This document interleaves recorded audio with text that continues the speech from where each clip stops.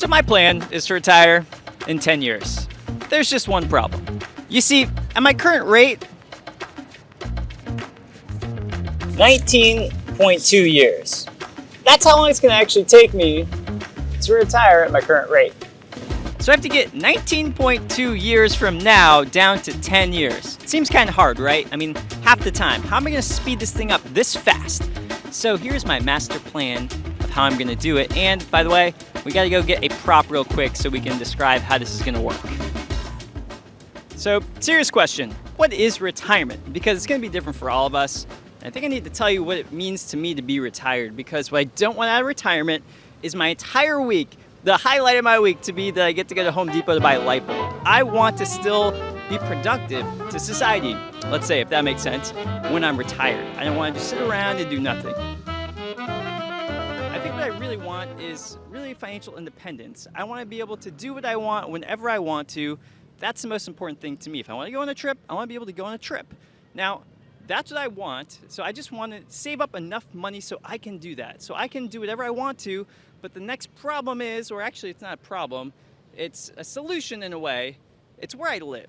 Because I live here in the Philippines, in Manila, it's actually a bit cheaper to me to kind of accomplish these goals. See, the other thing going here is that I want to move back to the United States to retire.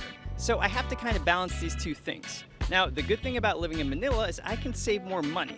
For example, to live in this building right here, it's a pretty high-end condominium. It's got a nice pool, it's got nice amenities, it's got a gym, I'm pretty sure. It's got a lot of great things. So to live in something like this in New York City, it's gonna be a lot of money. When I get home, I'll pop something on the screen right here. This is how much money it would be to live in, let's say, a 3-bedroom apartment in New York City, as opposed to this. Now this costs about 120,000 pesos every month.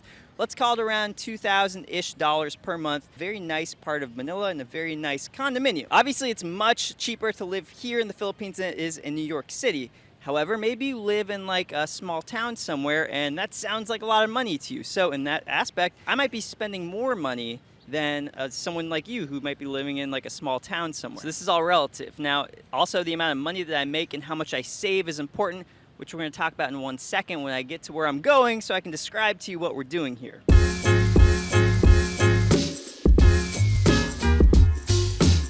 All right, we got it. This is the last piece of the puzzle to describe the master plan. I'm actually excited about this. I'm excited to tell you all how I'm going to do this. So, here we go. Okay, so there is something called the rule of 25. Let me show you how that works. Say you want to live on $50,000 a year. How much money do you actually need to retire? So you can use the rule of 25 to figure that out. Let's say you want $50,000 times 25. That's a rule of 25. So you multiply how much money you need in retirement by 25. That equals $1.25 million. That's how much money you need to retire. The reason this works is because of the 4% rule. So if you take 4% out of this every single year, it equals $50,000. So 4% of $1.25 million equals $50,000. So how do I get to this number in 10 years when I'm supposed to get to this number in about just over 19 years? Okay, so this is how much money I save every single month given my household income, given my wife and I's salary. At the end of the day, this is how much money we send over to our investment/bank accounts. That's how much money every single month. So we take this money every month, $24,000 per year. At this rate, it's going to take me at 9% interest, it's going to take me 19-ish years to get to $1.25 million. I need to speed this up. Let me show you how this works and what this looks like. If this is income, these are expenses, and this is the savings at the end of the day. Now, actually, in order to do this, I got to chug some coffee because we need to make some room. Sorry, I chugged the wrong one. Okay, this is the household income. See, these are my expenses, and then this is my savings. Okay, well, we gotta chug some money here. Hold on. Okay, I'm super caffeinated. Also, I should have definitely bought all grandes instead of a tall and then 2 grandes, but I'm trying to save up for retirement in 10 years, so trying to save some money. You just have to visualize that this plus this equals this. This is my savings at the end of the day. These are the expenses, so expenses plus savings end up going into how much money I make at the end of the day. Here we go. In order for me to retire in 10 years, this is how much money I have to save every single month for the next 10 years. So here we go. I need to save an additional $6,200 every single month, or after tax, it's going to be about $4,600 every single month. So how am I going to go from saving $2,000 a month to saving another $6,200 per month on top of the $2,000? So it's really $8,200 per month. So if we take a look over here at our coffee, so if this is $2,000, how am I going to 4x this to turn it into about $8,200 at the end of the day? It sounds crazy, but don't let anyone tell you it's crazy to try to find a way to retire earlier than you probably are able to right now. And the way we can do this, we have to increase this cup. It's the only way that I can do it. This is the plan to increase my income. However, I do want to show you one important thing before we move on. In retirement, when I get to the point, let's say when I am done and don't need to save anymore for retirement, a very interesting thing happens. Well, first off, my mortgage is going to be paid off in exactly 10 years, so I won't have a mortgage anymore. So I'm going to save money on that expense, which is a huge savings, of course. But the other thing that's really important to see here is my $2,000 of savings, currently it's savings, right? But eventually, when I stop saving money, where does this money go? Because I don't need to save this money anymore when I'm retired, right? So suddenly, this savings goes away. I don't need to save anymore. I don't need to save $24,000 per year anymore. So my expenses are actually going to be lower in retirement plus my mortgage. So suddenly it's going to be easier for me to retire in 10 years thanks to those two kind of interesting economic concepts. But we still need to get this up really high on our way to retirement. So in order to show you how that's going to happen, we have to go to the condo.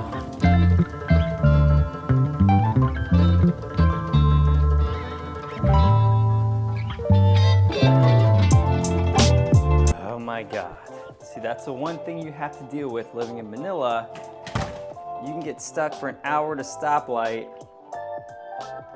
My keys. Oh my God. Okay. This is not part of the master plan, people. I'm going to tell you right now. Here we go. Master plan.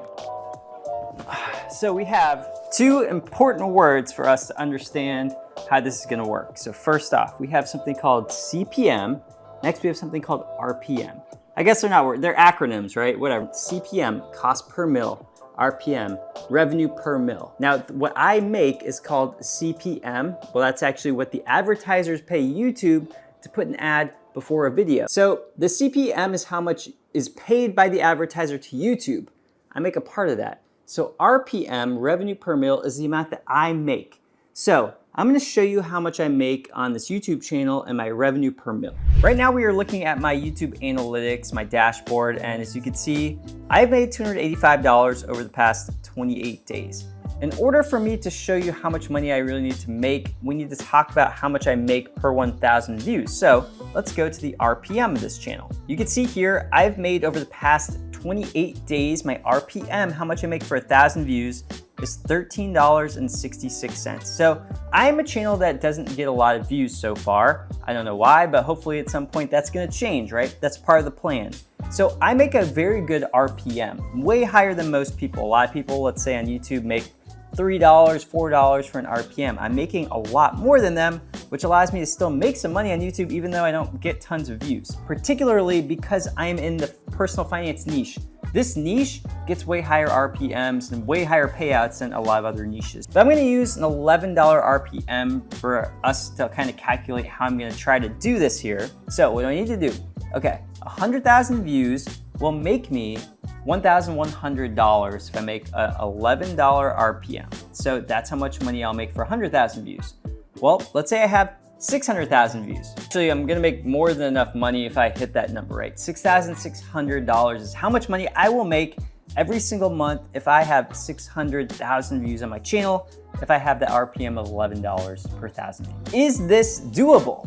Okay, let's look at some other channels. How about Graham Stephan? So I have this plugin that allows me to see how other YouTubers do. And so in the past month, it's pretty accurate. I've had about 22,800 views on my channel. Graham Stephan has only had 44 million views. That makes me feel pretty terrible about myself. Although it also at the same time makes me feel very happy and maybe gives me some faith, right? Maybe I can actually do something here. I can get like a fraction of what he gets, I can make a lot of money.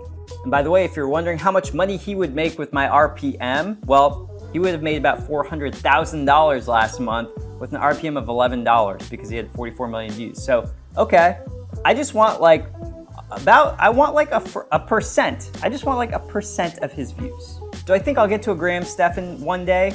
I mean, probably not, but do I think I can get to like 3% of Graham Stephan? That's what I'm hoping for. So I just want to say thanks everyone for watching these videos and supporting the channel, because this is really part of what I'm trying to do with my life. And I do appreciate you coming back and watching these things, liking and commenting, and just being around. Creating a better community in the future would be a great thing on this channel. So I guess, if you want to support the channel, you want to support what I'm doing here, I will point you to a video that I made recently. It's like one of my more favorite ones. I put tons of work into it. I thought it was a good video. It goes through net worth at all sorts of different ages, and it'll help you understand if you're poor or not. So if you want to watch that video, click it right here.